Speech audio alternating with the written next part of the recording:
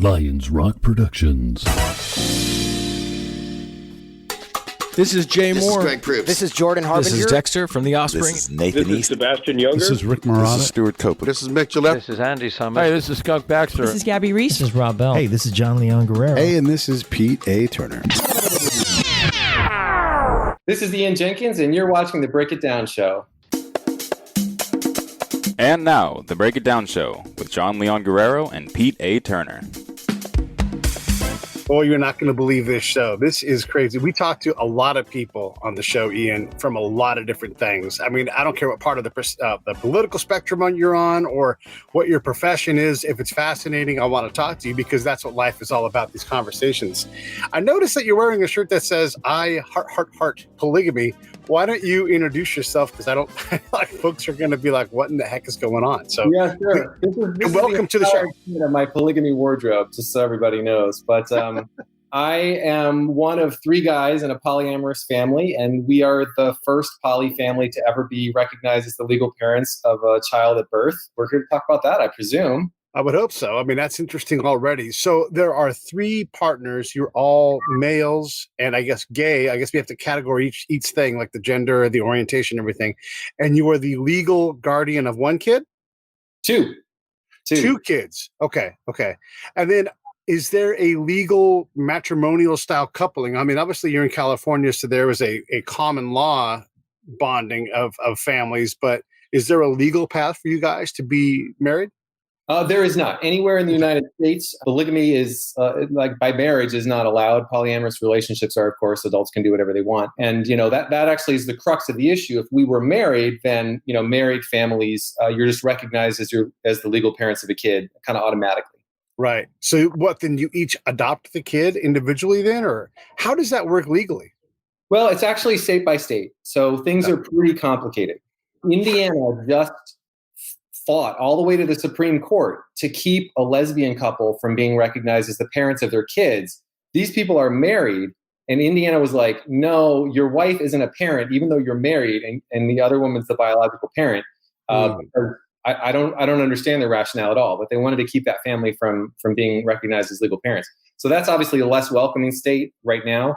There's lots of other states where you can't adopt your partner's kid. You have to go to another state, adopt the kid, come back and force your home state to recognize that adoption. But in California, there's a state law that recognizes multi-parentage situations. And we were able to convince our family court judge that we could be the first poly family to fit that bill. Okay. So let's just work on this part of the issue here. And I guess I should say for everybody in the audience, these things are always so hard. So I'm in no way ever trying to ask an offensive or a kind of poking fun kind of question. So if I do bobble, because it's hard to know, I mean, look, a throuple. I'd never word. Is that even actually a word? I mean, these are new things to me. So I'm trying to do my job, but also understand everybody. I'm being fair. Okay. So we'll use Indiana as an example again. So, the other parent adopts the kid in Nevada or whatever permissive state there is, and you go back to Indiana. Now you're legally a parent. They're bound by the parent law. Or are you? Is there reciprocity with this process? And do you have any idea? Again, it does vary a lot state by state. But the thing is, in Indiana, that couple was recognized and they are just automatically legal parents. The second parent didn't have to adopt their own child. They're just like, well, you're a parent because you're married to the biological parent. And that's what they do for straight couples. When you say like, hey, my wife and I are at the hospital giving birth, nobody does like a parentage check to confirm that the dad is the dad. You just assume the dad is the dad. And so, same-sex couples want that same courtesy shown to them to be recognized as parents when you're a married couple or long-term partners that are having a kid. We're the poly people, so like this got progressively more complicated. Yeah, and I want to get to that point. I kind of want to continue to clear the air on what we're talking about here. So non-traditional male-female couples, traditional male-female couples, it's easy enough. And family court gets hard. I was just reading about Frank Sinatra's grandkid who no one would claim, and yet Frank Sinatra Jr. was paying a child support on this kid, his entire, whatever the legal requirement was. And it's like, you're paying for this kid. You should at least accept this. But you saw that, but that's family court, right? Family court's hard. I guess when you're a lesbian couple or a gay couple and you adopt a kid, yeah, it's weird. Like, why would it matter? Like, if you're willing to take care of this kid and, be their parent, goddamn, let them do it. You know, being a parent's not easy. You just had to run out of a room because you got a kid going crazy yelling in your house. You know, kids aren't easy. Why are we're getting better at this though, right? I guess that's my question. I think things are progressing generally towards more acceptance, but there's certainly been some setbacks, especially in the last 4 years. So, for example, for me, I think it's reasonable, no matter what you say about abortion, that we would all like to see fewer abortions. Like, nobody's actually pro-abortion. Some people are against it, some people are pro-choice, but nobody really wants to see an abortion happen. Like, that's not a great outcome. So if you have a true pro-life agenda, for me, that would include access to reproductive, like birth control, so that you don't have to have children that are threatened with abortion. The other thing would be to celebrate the choice of someone to say, like, hey, we're going to have our kid and we're going to put the kid up for adoption because we're not in a place to raise this child right now, but we want the kid to have a great home. So if you have a real pro-life agenda, for me, that means feed kids, house kids, educate kids, health insurance, and let people adopt the kids. If there's a good family that wants to take the kid in and raise the kid, and they're going to love that child and show that child affection and help them grow up and become independent adults, then that's a great outcome. And we should celebrate that and let those families and couples, participate in parenting. But right now, we just had a federal administration, the Trump administration, which was allowing adoption agencies to refuse same-sex couples. So that's an example of how we've made some backwards progress, but things are they're back on track. So we've had a change of residency at the White House, and things are back on track. Well, we'll see. We never know. It wouldn't be the first. It's going to be fixed. It wouldn't be the first time there was some duplicitous, from the White House. Okay, so the other thing I wanted to ask about is when you guys decide to get together and be a recognized throuple. And am I saying it right? Throuple? Yeah. Okay. A couple with 3 people. How does that work? I mean, I get it. You guys all love each other and you want to be in a family together, and I have no problem with that. But how do you guys even sort that out? Like, what does this mean? Like, we know the rules when you ask someone to get married, you get on your knee and then all the parties and everything else. But how do you guys sort this out? Because there's not much of a roadmap for 3 people being in a permanent adult relationship and raising a family. There isn't, but there are all sorts of other arrangements that we come across where people encounter a situation and they make it work. So a 3-parent situation that existed before was a woman was dying. She wanted her kid to be raised by a loving family. So a couple agreed to adopt the child. And so they became legal parents, but she didn't want to give up being a parent, while she was alive. So for the rest of her life, the kid had 3 parents. Now, and nobody has a roadmap for that, but that was what was in the kid's best interest, and everyone recognized that. And so the court allowed it, and they moved ahead doing that. Relationship-wise, it's obviously off the beaten path, but the idea that we, have to be in monogamous couplings, and that's the only pathway, that's actually just sort of our culture. That's what we've been taught. We've been taught that you should be really jealous and upset if your partner's interested in someone else, especially if they have, actually contacted someone else. But that's not really universal. That's not how traditional cultures worked. And I don't think that it's human nature to be monogamous your entire life. We used to say you got one partner, that was it. You kiss someone, you're married, and that's it. If you live to be 70, you get one partner your whole life.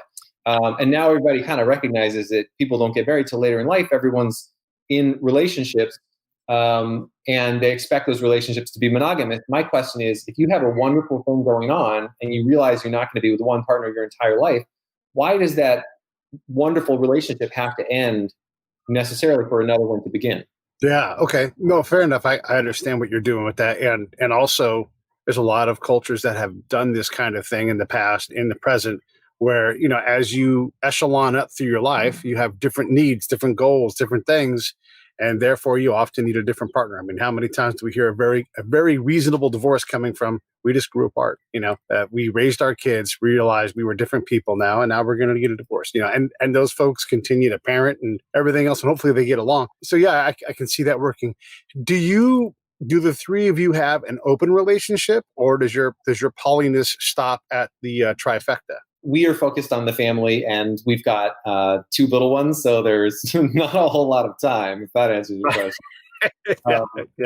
Yeah. I want to go back to something you said earlier about the divorce, which to me is a very interesting concept, that people have a family, they have kids, they want to raise the kids, but they grew apart, and so they got to get divorced, right? I don't view that as a necessary step any longer. What if you bet excellent life partners, but maybe the romantic aspect isn't there anymore, or something else is different? maybe you're really good at the romance, but you need someone else who's like an intellectual mate or just sort of like a partner, you know? Margaret Mead said, you know, over her lifetime, she needed someone who was like a young fling and an older mentor and then a romantic equal at different times of her life. So, you know, if you're married and you've kind of grown apart, but you want to stay together for the kids, you can do that. Like you actually can say like, listen, honey, I want to stay married, but you know, we obviously need to get separate partners because we're not everything to each other any longer. And I'd like to remain a married couple, but still enjoy, you know, this relationship. I've fallen in love with a coworker. So let's do both of those things. You don't have to get divorced just because you love somebody else is what I'm saying. Yeah, right. No, fair enough. Yeah, I can understand that. And then the other thing is, you know, like in Germany, when I was there, I had some German friends and the wife, well, the conversation doesn't really matter. The point that I didn't know was she's like, that kind of sex is for downtown in the building where the ladies who you pay for. And she's like, I don't care if he goes down there because he's not doing that here, you know? And so here is this outlet for, you know, she wants her husband to be happy. If that's what he wants to do, there is a place for that, you know, and that is not the traditional American way for sure. No. And I don't know if that's a normal German thing, but there are, you know, prostitution houses, sex worker houses in all the big cities and they're legal. So there's some kind of different level of acceptance there, even if the relationship is a truly, you know, monogamous one. It's, there's a lot of ways to skin this cat, you know, it's for me to tell anybody else how to skin their cat, you know? Right. I don't want to like get the impression that this is actually all about sex or even primarily about sex. Sure. I mean, like just something that our throuple brings to all of us is, you know, a married couple isn't necessarily going to be on the same wavelength about everything. So maybe the man wants to watch the latest Avengers movie and the woman wants to watch the rom-com or vice versa. In our relationship, you know, I watched all of Game of Thrones with Jeremy, but Alan wasn't feeling it. And Alan and Jeremy love to watch RuPaul's Drag Race. And it's fine, but it's not my first choice. So there's just someone else in the house, and there's just always someone where you have that connection. And we do different things together. I mean, we do a lot of stuff together, but, you know, we have these overlapping areas where we support each other in different ways. And it's just like, there's just a little bit more love in the house. And it's not, trust me, 2 little kids in the house, and I'm 45. Like, it's not the party that people might make it out to be. This is entire thing. Yeah. Just trying to keep the kids happy, and I'm trying to teach my daughter to read. So that's the primary thing. Okay, I want to back up to the court because there's an aspect of this. So if I'm a judge and I'm looking at you fellas and you're pitching me this idea of this 3-person couple, I get it. Don't want to stand in your way, but I'm desperate to understand how you're not going to fail these kids. You know, this is not something, as a judge, I have a precedent to work off of. And so I'm trying to figure out, are you guys in this for 20 plus years, or am I going to see a broken family back in front of me in 2.5? Because, you know, as a family court judge, that's a lot of what you see. So what do you have to do to show that judge that you guys are at least worthy of the shot that anybody else would be, you know, in the similar situation where you're bringing kids into a mixed family? Yeah. Well, so the first thing you raise is the question of, could this relationship end? And the second part is the precedent. So very, very different issues to deal with. First thing is like, you can get married. You can do the Britney Spears marriage where it's like 36 hours. And when you're married, you can have a kid and you're the parents. Like, nobody asks any questions. And so, you know, any relationship can end. Our polygamous relationship, polyamorous relationship might end. I mean, we've been going together for 18 years with one of my partners, 8 as a throuple. So we're doing pretty well, but you know, it could end. That's true, but any relationship can end. And so people will say, well, then there will be some drama in family court. Well, that's also true of just a regular divorce company. Go to family court. It's all true. So, you know, I mean, it is a little bit more complicated with more parents, but there's also more resources when there's more parents. So, you know, this is just the reality. We're a polyamorous family. We have kids, and the court had to sort of deal with that situation and ask themselves, is it going to benefit anyone if we say one of you is nobody to the child? Because that was the option. You go to the judge and you say, like, listen, we're having a kid by surrogacy. We would all like to be the legal parents because we're equal in this relationship, and we're all going to be the parents. I mean, we literally are the parents of the child.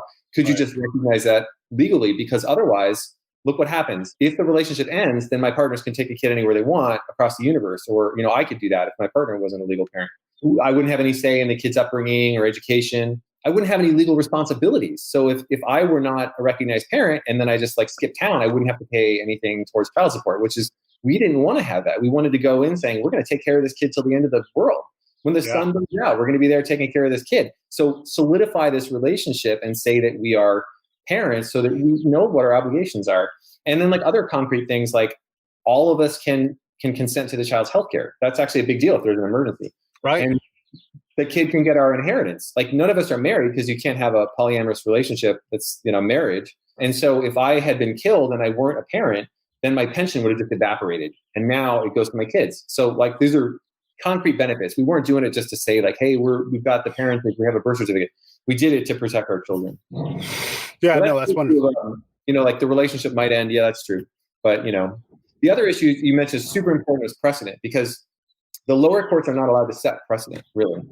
And so the judge that we had was like, listen, this hasn't happened before anywhere that we know of. There's been 3 parent families, but they're not polyamorous. They're like a lesbian couple and a sperm donor who functioned as a parent, and now the kid's a teenager because I want my dad to be my dad.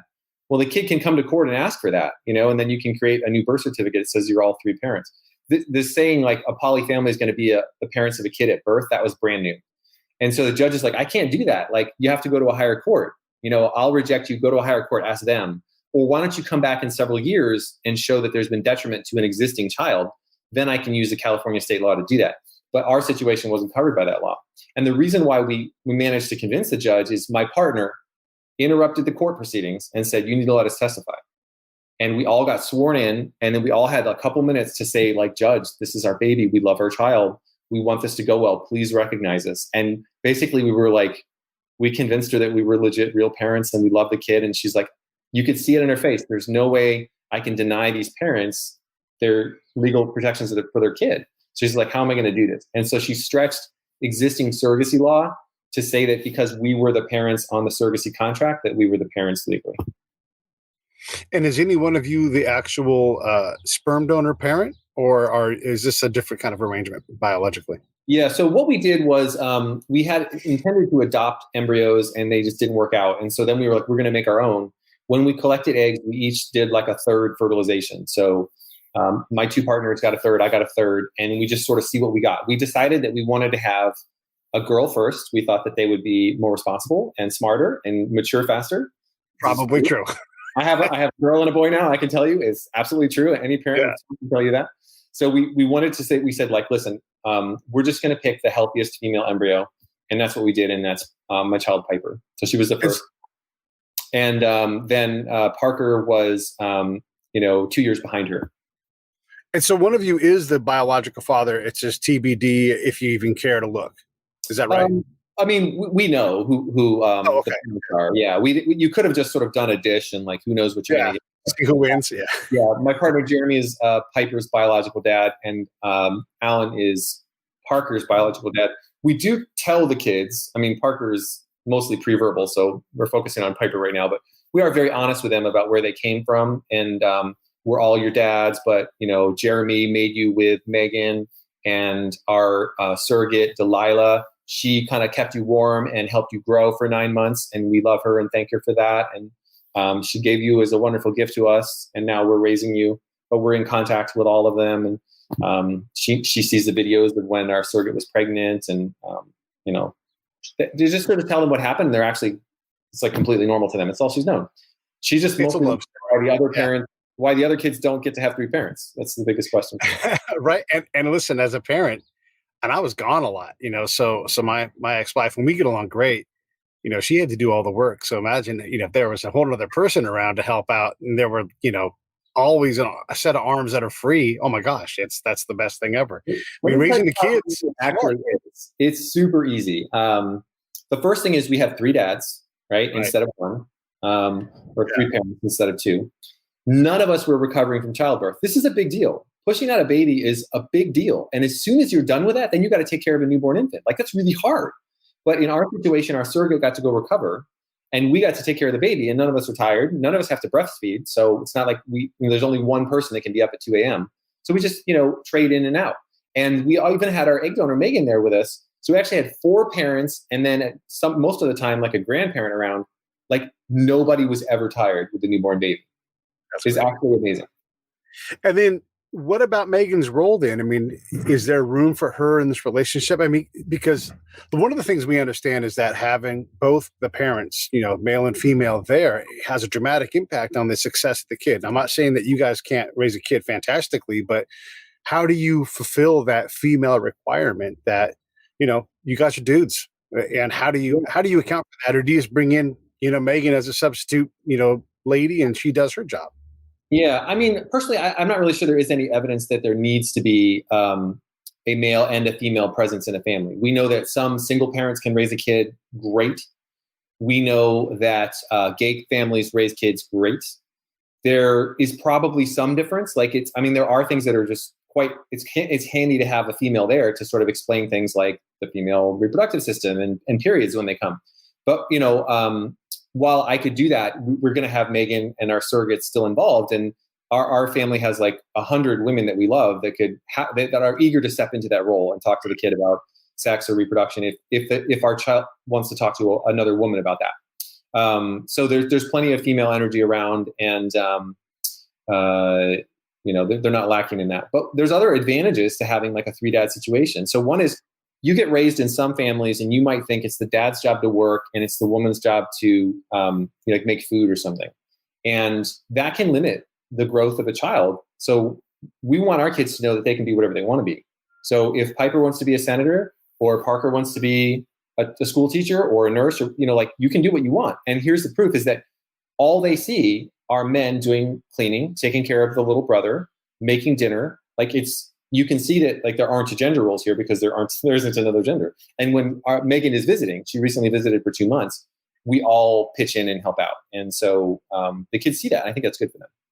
It sounds like, a family. It is a family. It's not a traditional family. The thing that is most important about this is when you come to our house and you watch us interact with the kids and make dinner and sit down and stuff, the strangest thing about us is not that we have 3 dads. It's actually, as soon as you get over the fact that there's one more person, it's incredibly normal and domestic here. The strangest thing about us is our kids don't even know what juice is and they haven't watched television. That's probably, it's stranger. Once you get to know us, they're some people are how on earth does your kid not watch television? What are you talking about? Yeah. Yeah. No, that's great. And just the disclaimer thing, because I'm asking a lot of these kind of questions that explore, but it's because I'm trying to help answer some of these questions that a lot of people are just going to have automatically. So, we're kind of just backing up and doing this. By the way, everybody should know Ian has written a book. It's a memoir, and it's 3 Dads and a Baby: Adventures in Modern Parenting. And you guys should definitely go to Amazon. It's scrolling across the bottom of the screen there. Get it on the Amazon, use that link, and that'll help us out. That's important that, just to hear this incredible story, but 2, also to support the show. I wanted to ask also, when we look back in time, in the 40s and the 50s, Johnny Cash and his wife couldn't get married right away because she had been divorced and had a kid, and there was all of these problems. These things are gone, right? These are, right? So why not have hey, one thing that we've learned here in the U.S. is that we're not the greatest at relationship, long-term, lifelong things. There's plenty of success stories, but there's also a lot of tragedy in there. And then you go to I used to work in the Arab world. They don't get divorced like that. They're in it together, and maybe their relationship is nasty, hard business, but they don't break up. So there's a lot of ways to do this. And I think what you guys are doing is pushing the boundaries and help away, because being a parent, it turns out it's hard. And to have an extra person around in a relationship, I can totally understand, but I'm at my wit's end. I have to do this. Or you're a doctor, right? You're my pager went off. By the way, great, you still have a pager number. Pager goes off and you're off to go do doctor stuff. If the other parent is oh my God, now it's all the things you were going to do are now on that person. Hey, you still got another parent around. You still got the trusty third person to always do it. I think it's a great concept, and it seems like with the long-term nature of relationship, you guys are really figuring it out. How do you guys maintain your relationships? Because you're a 3-person thing. That means you've got 2 people you're always accounting for.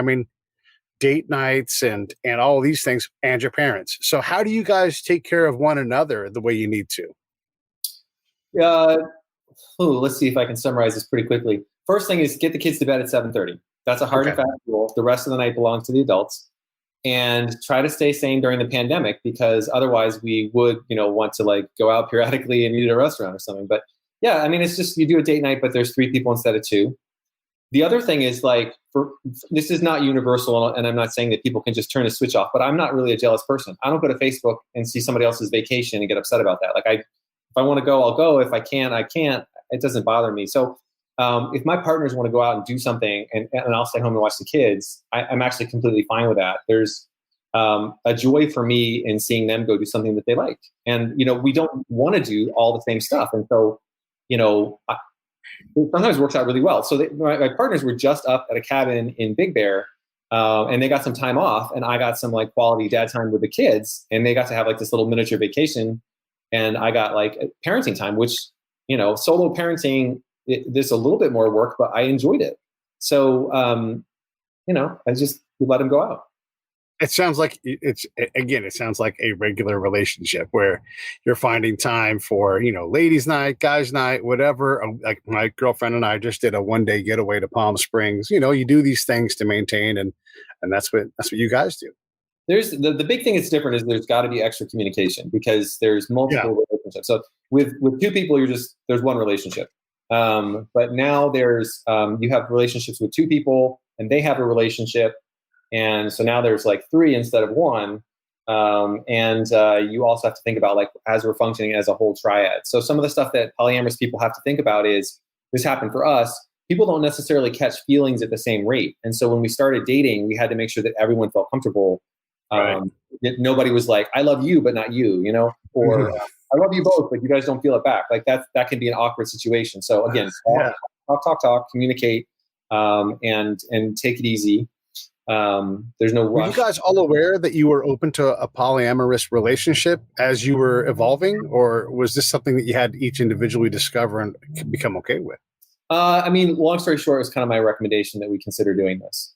Okay. And it was a bit of a stretch for my longer term partner, and it was also a stretch for when I met Jeremy. I got to know Jeremy, and I was like, "Oh, would you be interested in meeting my partner?" And he's like, "Wait, I thought you were, single." And I was like, "Yeah, I am in a relationship, but we would consider the possibility of dating someone else if it was a good fit." And he's like, "Oh, that's not for me." And I'm like, "No problem. I actually am like delighted to have another responsible, kind, funny, interesting, talented, professional friend. Would you like to just hang out?" And so I had lunch with him, and then I brought him home for dinner, and we just hit it off. Like, we spent the next 7 evenings together hanging out and having fun and laughing. And, I don't know, it worked out. How did you develop this, this very, I guess, open mind about relationships? It's one thing to have all this stuff down, but at some point you had to sort of sort it out yourself. When did you and how did you get to that point? Well, I think many of us don't feel like we're lifelong monogamous inside. And we don't talk about that so much, but I think like a lot of people, if you ask them on a survey or you're talking to them in a scenario where their spouse is not present, people will say that naturally they understand the desire to have more than one partner. And this is actually like well researched. It's pretty common, and it's also true for like most other mammals. It's kind of how we're wired. And the question is whether you're going to talk about it. And the biggest thing is whether you can get over your own jealousy, because a lot of guys would be like, "Oh, I'd love to be able to date other people, but I don't want my girlfriend to do that." And so if they can get over their own jealousy, everyone can have more of what they want. That's the big thing. And the other thing is, this is a cultural script that says that if you care about one person, well, you definitely can't care about another person too. And that turns out not to be true. The analogy I always use is with kids. So people say like, "Oh, I don't understand your relationship. There's no way you could possibly love more than one person." And I say, "Don't you have 3 kids?"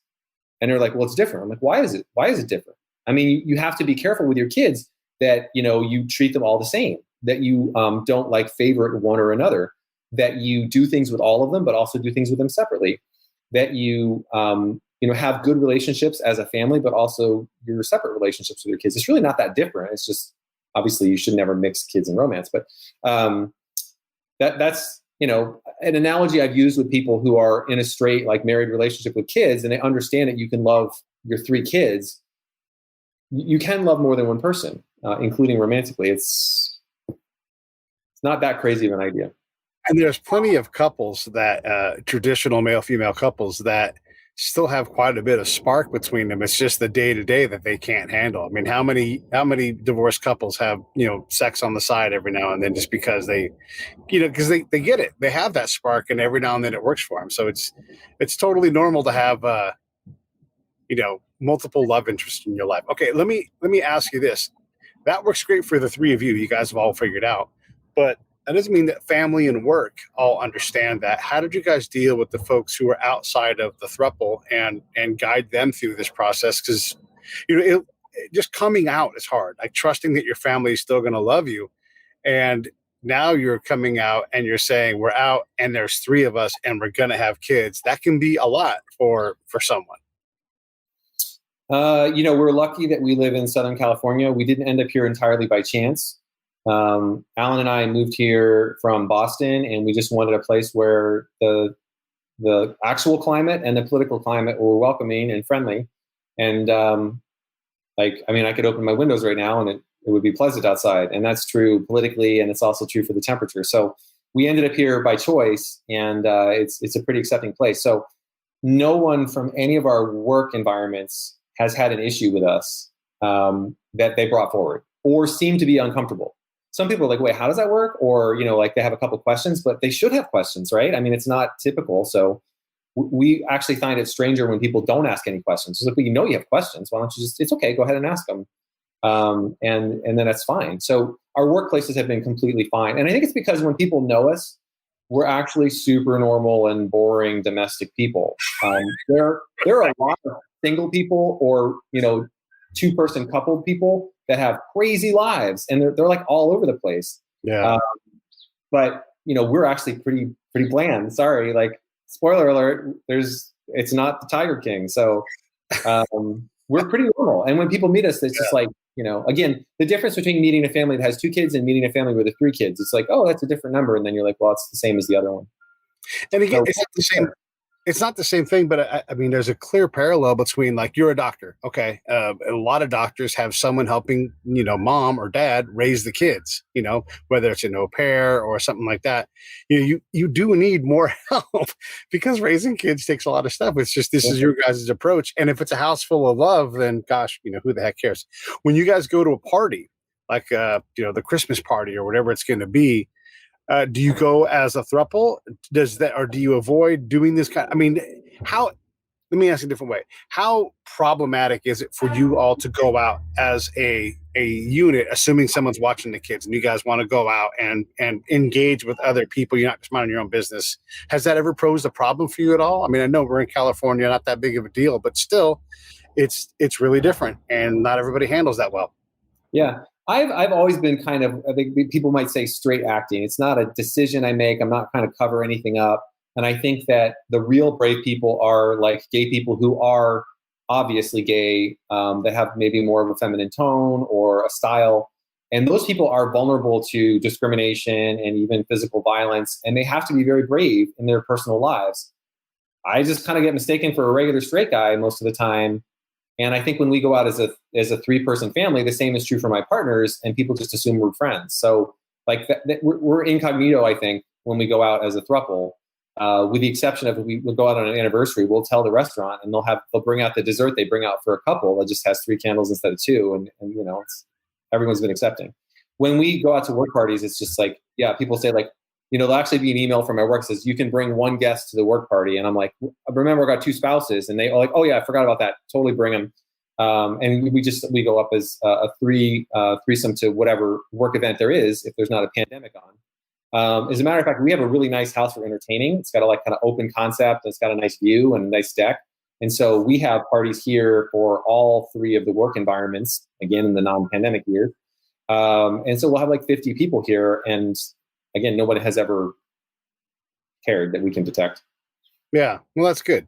And I suppose if you're not looking for someone looking at you and caring, it's a lot easier not to have to worry about that. But if you're always looking for someone who's like, has a problem, then you're going to see that everywhere. I mean, that's the specter versus the problem balancing out.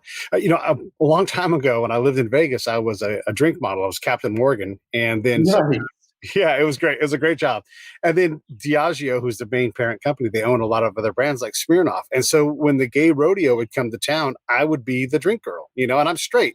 But, I'm like, this is my chance now to like feel what it feels like to be that girl, in the tiny outfit and everything. Cause they give me like a medium shirt and I'm like, oh my God, this is ridiculous.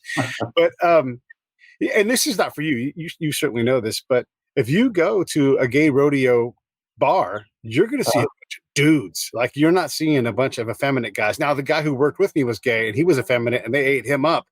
But if you didn't know, you were in a gay bar you saw a bunch of cowboys, fantastic mustaches, just gritty cowboys. You saw cowboys. That's what you saw.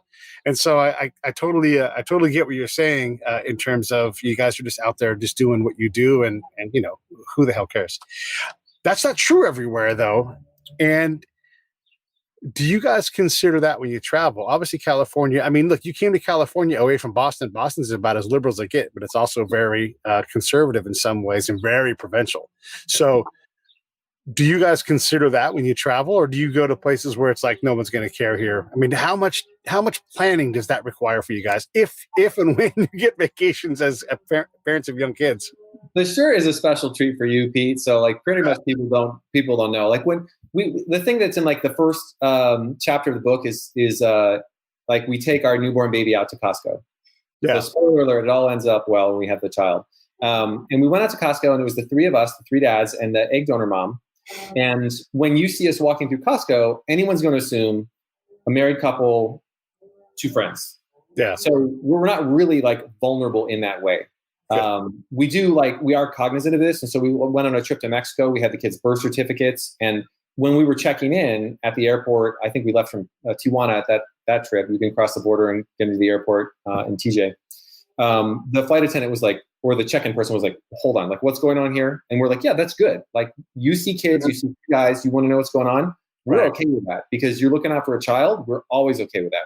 And so we showed her, here's our birth certificates and our IDs. This is our kid. And she's like, cool, sweet. Welcome to, our airplane. And life goes on. So we were aware of that. We wouldn't go to any place where we might not be welcome and make our presence known, because I'm actually super vigilant about that. We want the kids to have the best possible outcome. We're not showing any pictures in any news media of the current age kids. We're not going to put them on TV. We want them to have a normal life. Like that's a priority for me. And I have been assaulted for being gay. So I know that that's a risk. And if I'm somewhere where I'm not, I'm likely not to be welcome, then I'm going to take precautions. So.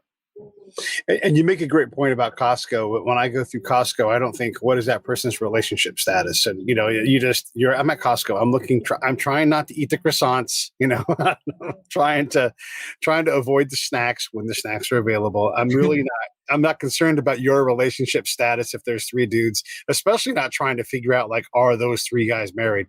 So yeah. I can appreciate that. And then, by the way, for everybody listening, if you're a Southern California person, especially San Diego, pro tip on traveling, Tijuana often has screaming deals. So if you're willing to go across the border, which you should be, that's a good place to go. You guys are trailblazing. Who's coming knocking on how do we do this? Not a million people. I mean, this isn't a super common situation. But we have heard from a couple thruples that, one was had a new baby and they wanted to know about our story. And it was a great connection because they're in California. And so we're like, you can pursue this. There's precedent. Here's the information we have. And we're like, you can have a copy of our court proceedings if that helps you.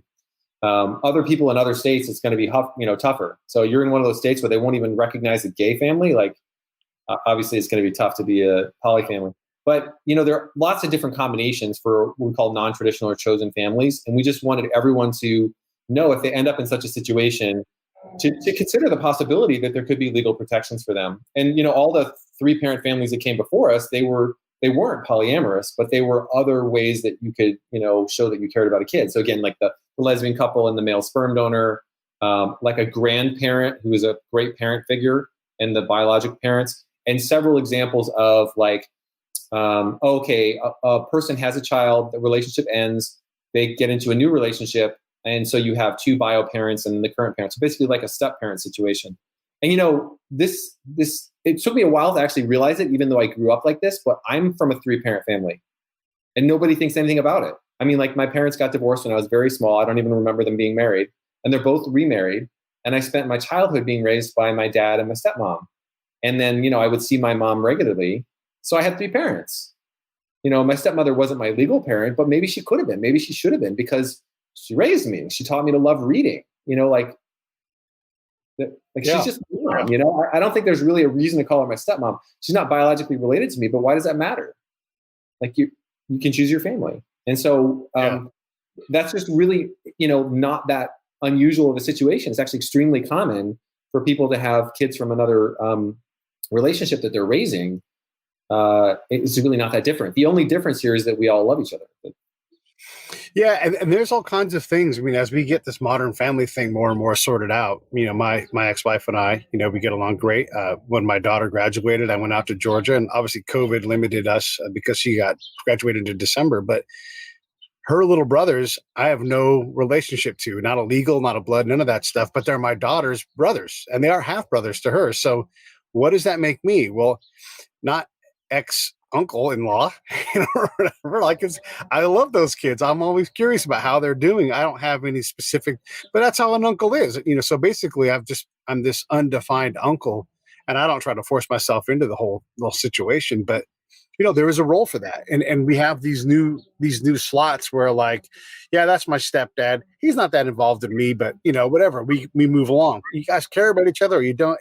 It's interesting how we're figuring all this stuff out.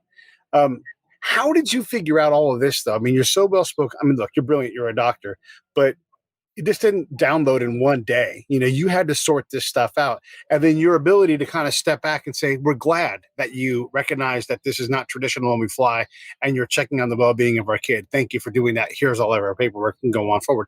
You don't just get that downloaded in one day. You've got to sort through that. Talk about that process, please. Well, I have been working at it for a while. I mean, I'm 45. I've been in this 3-person relationship for 8 years. I've been in my other relationship for 18.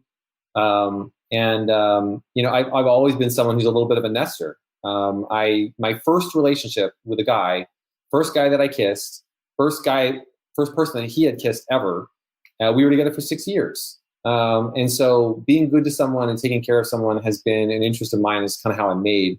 When I was a teenager, I dated 2 classmates in high school, female classmates. And I was like a dumb kid. I was like 15, 16, and then like 17, 18. And I wasn't like the most amazing partner ever because they're teenagers. Like you're not that clever, right? You don't have a lot of work.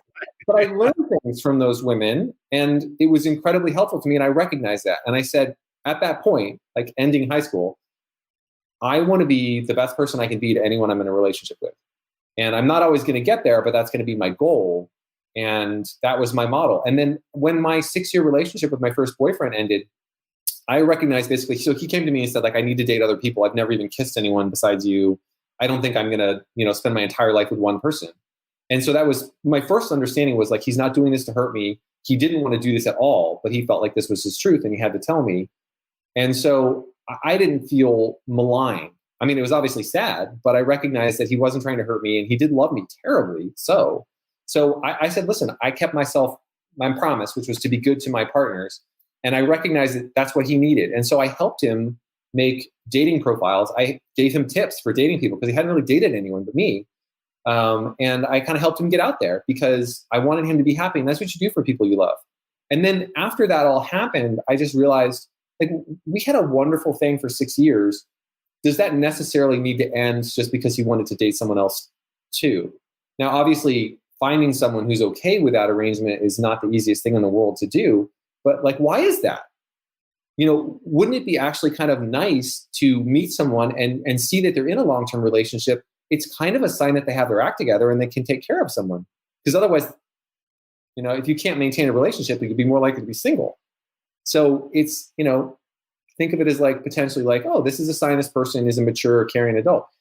That's kind of how I looked at it. And so those are my life experiences where it just kind of taught me maybe one beautiful thing doesn't have to end for another nice thing to begin. At the same time, some relationships are meant to end, and that doesn't mean that they failed. Again, my relationships in high school ended. My relationship with my first boyfriend ended, but they were wonderful things for me. They taught me wonderful things. They made me a better person. There was no failure in that relationship. It just, we needed to move on. So just like it sounds like you have a great relationship with your ex-wife, I think that's fantastic. I think there's a norm in America. Like, think about how many movies there are about like the exes trying to murder each other or something. Why is that? Like, why can't you part on good terms and continue to love each other and do what's best for the kids and for each other? Like, that's great. So congrats. Thanks. I think we learned from our parents who probably should have gotten divorced a lot sooner. And we're like, we're not doing that to our kid. But yeah, you're right. We made it a goal and we were able to follow through on it. Not everybody's as successful, but we've got a healthy relationship.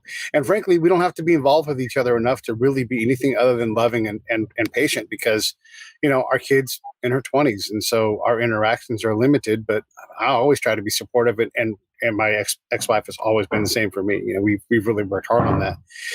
When you say polyamorous, the gay thing, I almost want to disregard how hard that is, but I'm not gay. So I'm sure you guys have a different point of view, but we are way further down the road than we were when I was a kid. The 80s, it was a totally different thing.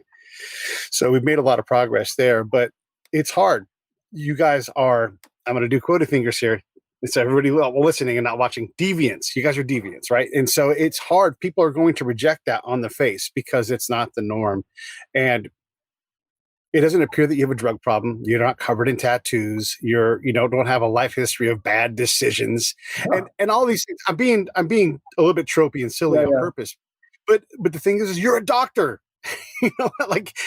and I don't know what they do, but you've got a history of making great decisions and coming through and succeeding. Why wouldn't you be a world-class parent? But that doesn't mean that you get out of that box that we initially put you in culturally, because even in California, it's like, you're what? Huh? How does that work? And so what do you want to say to someone who's struggling, with this, wherever they live? If they don't live in Southern California, maybe they live in the northern part up in Jackson, up in northern California, and this doesn't equate for them. What do you want to say to them when, if they want to give you a chance, like, I don't understand how this works? How to explain how it works? Yeah, someone who instantly puts you in that deviant box and doesn't want to let you out, and they look down in your relationship because it's not traditional. You have to deal with this at some point. You have to be tolerant enough to talk to them. So let's talk to these folks who are struggling with this concept and help them understand. And not that you haven't done that the entire show, but I think the big thing is, like, if you don't want a gay marriage, don't have one. Like, we don't need to get in each other's bedrooms and judge what they do or how they, relate to other people. That's none of our business. So that's the first rule. The other thing that I like to point out is that, people are like, well, you're changing marriage. Well, I guess so. We're not actually married, so we're not changing marriage, but we are changing family a little bit. There's lots of other poly people out there. They're just not that vocal because there's, societal reasons for that. But think about what marriage used to be. It used to be just like you were in a relationship, and sometimes with several people, because you were in a band of like 80 people roaming through the savannah in Africa, and nobody had any possessions. There was no jealousy.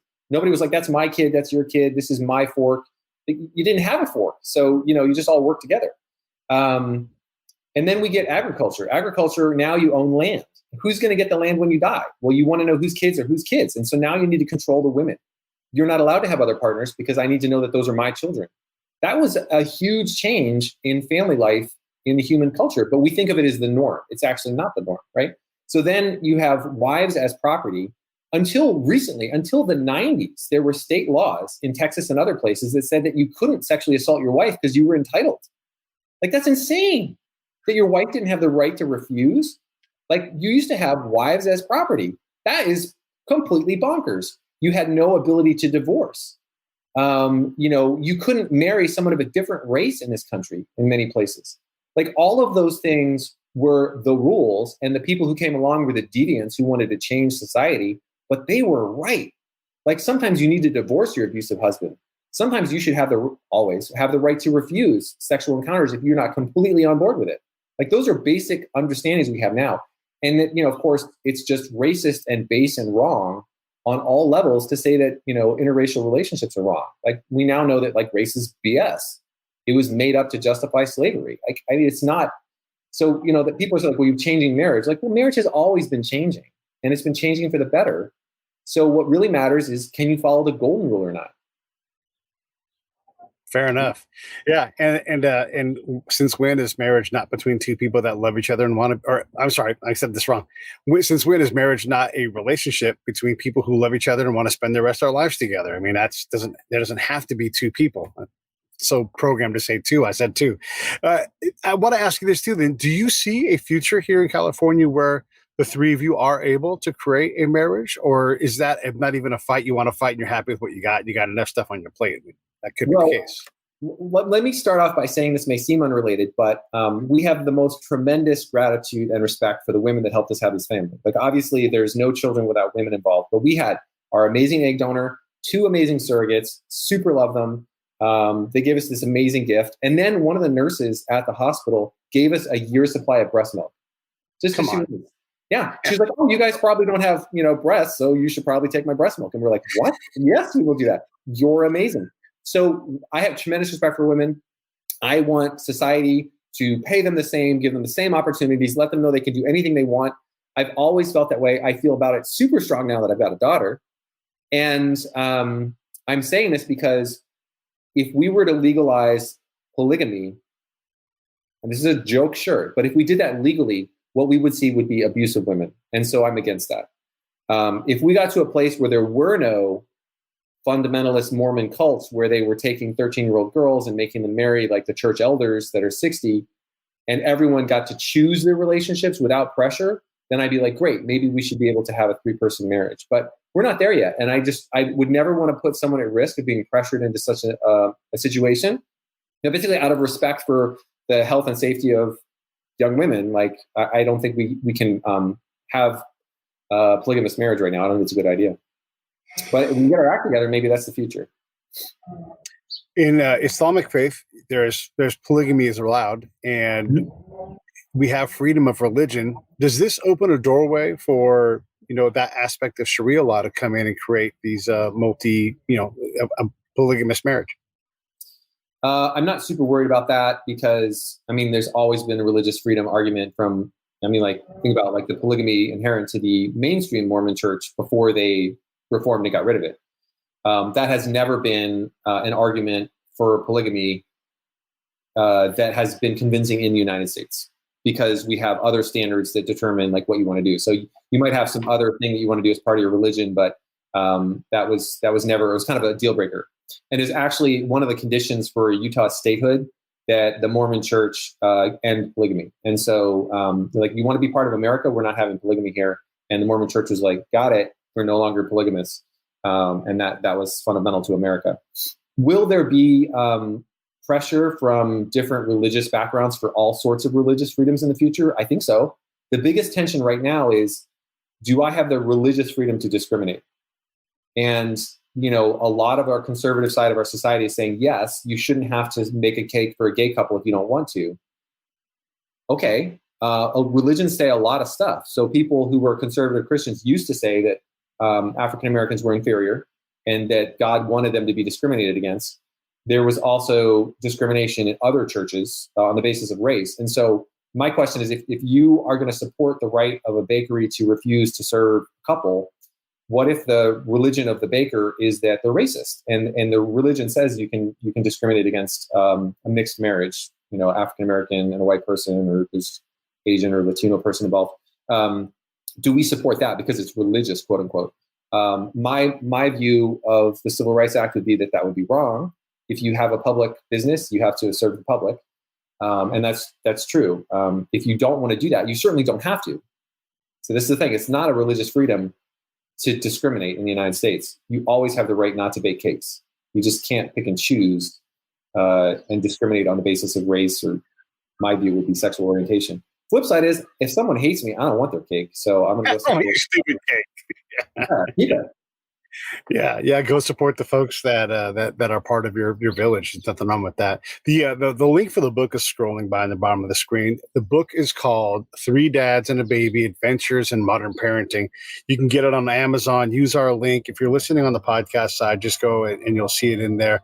What else? What questions should I've asked you? I've kind of peppered you with the basics and what would the common man stuff be, but what did I miss, man? What should I have gotten? Actually, this interview was very different from most of the others that I've had, because they usually sort of focus on how'd you decide to become parents, what that process like.